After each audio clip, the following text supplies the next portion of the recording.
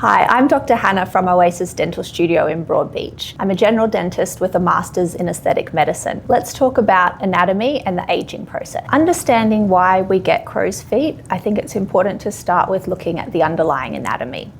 So in a youthful face, what we have as the layers of our face would be starting with the bone, the muscle, a fat layer, and then the skin layer. So in a youthful face, where the bone support lies underneath the crow's feet, that's got enough volume that it supports the tissues on the top. With the muscle, what's happening there is that with facial expression, so smiling or squinting, we're constantly contracting that muscle.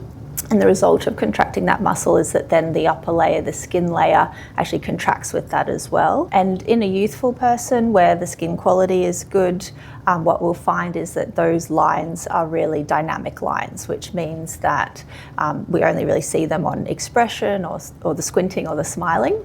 And then at rest, we wouldn't expect the lines to be there. With the aging process though, those lines actually become embedded in the skin surface. And so we really need to have a look at what's the underlying cause for that. As we age, the orbital rim, which is the socket around the eye, that volume of bone actually gets less. The aperture around our eye gets larger, so there's less support there for the overlying layers. The muscle still keeps contracting, we're still making our expressions and smiling and squinting. So that action is still happening.